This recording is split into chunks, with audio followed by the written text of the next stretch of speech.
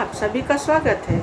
आज हम लोग हिंदी व्याकरण का पहला चैप्टर पढ़ेंगे जिसका नाम है भाषा। हम लोग जब अपनी मन की बातें दूसरों को बोलना चाहते हैं और दूसरों की बातों को समझना चाहते हैं तब हम लोग भाषा का सहारा लेते हैं। अतः भाषा वह माध्यम है जिसके द्वारा हम अपने मन की बात दूसरों को बोलकर समझाते हैं और दूसरों की मन की बातों को सुनकर समझते हैं। उसी तरह और एक तरीका है जिससे हम अपनी मन की बात दूसरों को बोल सकते हैं। जैसे हम लोग लिख कर भी हम लोग सामने वाले के पास अपने मन की बात को प्रकट कर सकते हैं और पढ़कर हम लोग सामने वाला उसकी बात को समझते हैं। इस तरह भाषा वह माध्यम है जिसके द्वारा हम अपने मन के विचारों को दूसरों के सामने बोलकर समझाते हैं और सुनकर समझते हैं, लिखकर समझाते हैं और पढ़कर समझते हैं। इस भाषा के दो रूप होते हैं, लिखित भाषा और मौखिक भाषा। लिखित भाषा वह भाषा है जिसमें हम लोग अपने मन की बात बोलकर समझाते हैं और सुनकर समझते हैं।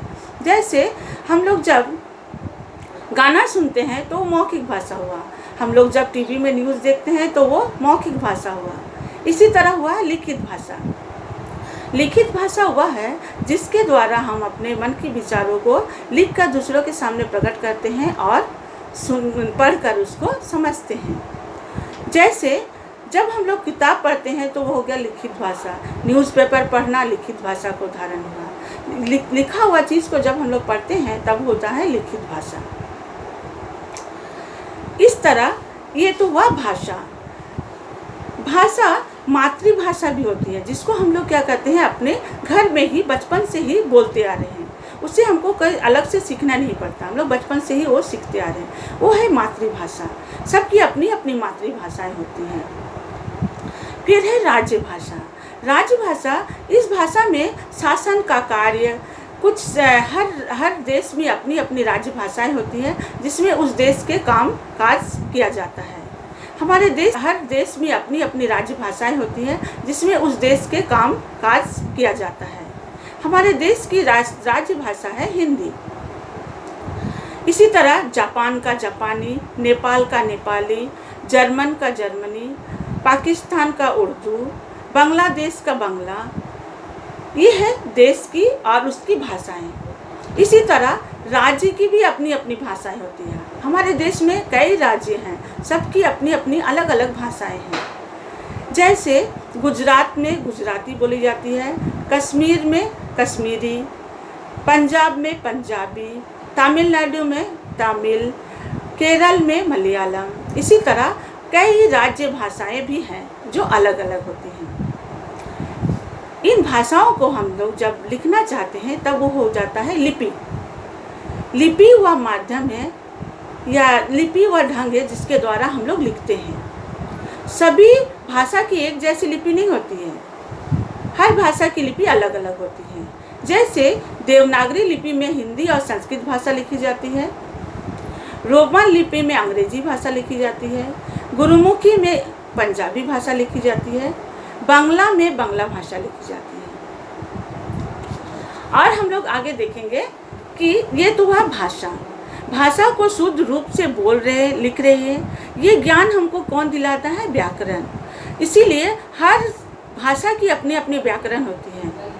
व्याकरण पढ़ना बहुत ज़रूरी है। अगर हम लोग व्याकरण ना पढ़े तो हम लोग किसी भी भाषा को शुद्ध रूप से लिख नहीं सकते, बोल नहीं सकते और ना जान सकते हैं। अतः व्याकरण वह शास्त्र है जिससे हम लोग अब किसी भी भाषा को शुद्ध रूप से बोलना, लिखना और पढ़ना सीखते हैं। तो बच्चों, आज हम लोगों ने क्या पढ़ा? भाषा। भाषा क्या है? भाषा वह माध्यम है जिसके द्वारा हम अपने मन के विचारों को दूसरों के सामने प्रकट करते हैं। इसके दो रूप है, मौखिक भाषा, लिखित भाषा। इसके बाद भाषा क्या है? भाषा वह माध्यम है जिसके द्वारा हम अपने मन के विचारों को दूसरों के सामने प्रकट करते हैं। इसके दो रूप है, मौखिक भाषा, लिखित भाषा।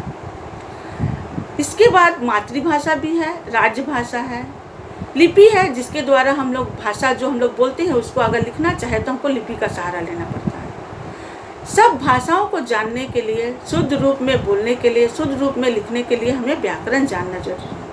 अतः व्याकरण वह शास्त्र है जिसके द्वारा हम किसी भी भाषा को शुद्ध रूप से बोलना, पढ़ना, लिखना लिख सकते हैं। इस तरह हमने देखा कि भाषा हमारे जीवन में या व्याकरण हमारे जीवन में बहुत ज़रूरी है, जिसको हमको जानना बहुत ज़रूरी है। व्याकरण विषय को कभी भी बेपरवाह नहीं करना चाहिए। व्याकरण मन लगा के पढ़ना चाहिए। किसी भी भाषा का मूल रूप है क्या, मूल जानकारी हमें व्याकरण से ही मिल सकती है। अतः हम लोग आज पढ़े भाषाएं। बच्चों, तुम लोग इससे घर में रीडिंग करोगे और ठीक से रहो। अभी तो कोरोना का समय है, मम्मी पापा का बात सुनो और जो स्कूल में पढ़ाने के लिए दिया जाए उसे पढ़ो। मैं भी कुछ क्वेश्चन आंसर दी हूँ, उसे कॉपी में लिखना और उसको याद करना। ठीक है, बाय बच्चों, गुड बाय।